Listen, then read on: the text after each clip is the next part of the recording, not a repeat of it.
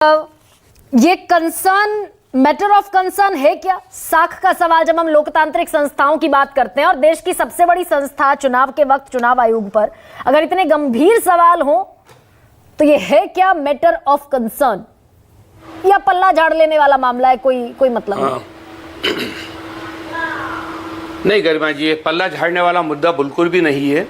ये बहुत ही गंभीर मुद्दा है और इस गंभीर मुद्दे को पैदा किया है इलेक्शन कमीशन की प्रक्रिया ने।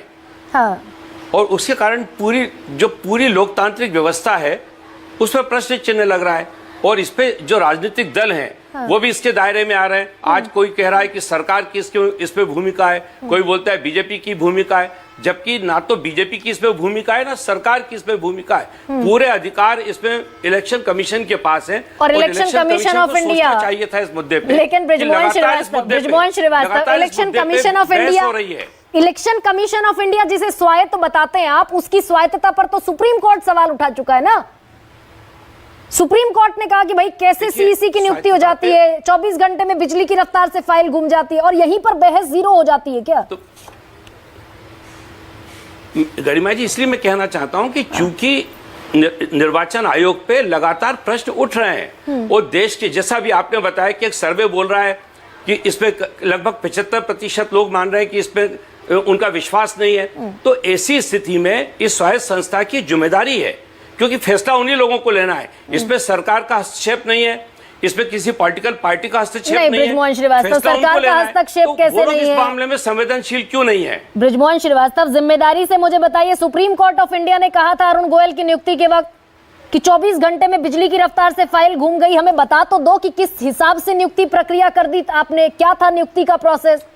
तो कैसे स्वायत्त हुआ इलेक्शन कमीशन ऑफ इंडिया, कैसे सरकारी दबाव से मुक्त हुआ? नहीं, लेकिन आज जो 3 लोग बैठे हैं उसमें वो लोग तो इंडिपेंडेंट है ना। अब जो अभी तो उनके ऊपर किसी प्रकार का दबाव नहीं है, कोई राजनीतिक दल जाके उनसे नहीं कह रहा कि आप ऐसा करिए वैसा करिए। सरकार का कोई ऐसा हस्तक्षेप हमको देखने को नहीं मिला।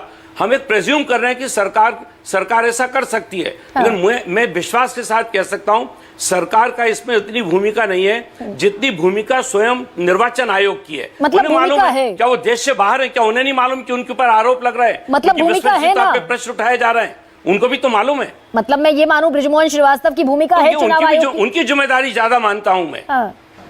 निश्चित रूप से उनकी ज्यादा जिम्मेदारी है और उनको ये बताना चाहिए कि 11 दिन जब लगे, उसके पहले अगर प्रेस कॉन्फ्रेंस करके बता देते कि हम एक नए फॉर्मेट में देना चाहते हैं जिसमें 11 दिन का समय लगेगा, तो मैं सोचता हूं इतना विवाद नहीं होता। शीतल सिंह, दूसरे का दिया ना 4 दिन में, और अभी बाकी के 5 निर्वाचन और बचे हैं। हो सकता है उसमें इंस्टेंट हमको डेटा मिल जाए तो एकदम से इलेक्शन कमीशन पे उंगली उठाना भी ठीक नहीं है। उंगली उठाना ठीक नहीं।